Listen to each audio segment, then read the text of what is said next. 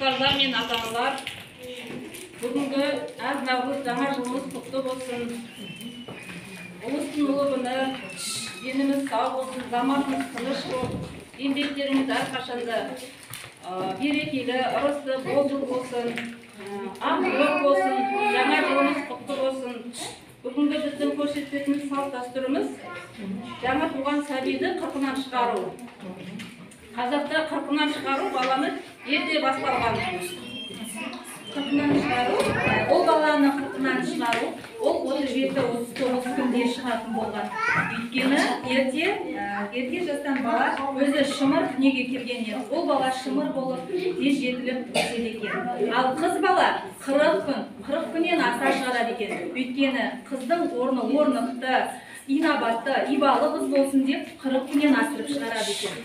Және де оның қалың малы өскенде қалың малы көп болсын деп шығарады екен. Ал ол баланы 37 күнде шығару себебі ол баланы қыз балаға беретін қалың малы аз болсын деп шығарған екен. Жалпы қазір біз сіздерге осы қырқынан шығару сәтін көрсететін боламыз. Баламызды қырқынан шығару үшін күміс заттар салынған суға шомылдырып екен. Біз осы жиналған ауыл әйелдері сіздерге көрсетейік. Оған ыңғай енді әйел адамдар жиналады ғой, абысындары бар, көршілері бар. Енді біз баламызды суға түсіру арқылы әрбір мүшесіне, құлағының ішіне де су тию керек, су тимей қалған жерге болмау керек. Және де біз ақ тілегімізді айта отырып, осы су құямыз.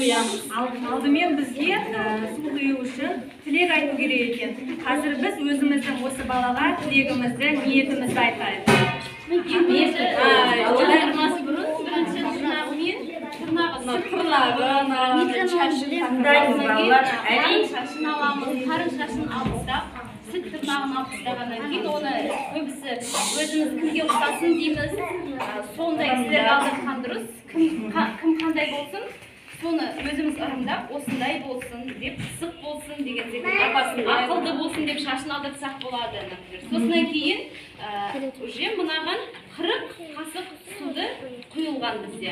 Енді сол 40 қасық суды тілектермен әр адам құяды. Жақын адамдар, таныс адамдар, бағы көп болсын, мол болсын деп. Өмір бақи ұзақ болсын, ғұмырлы болсын, өнерлі, инабатты болсын. Анаңның баласы болма, адамның баласы бол.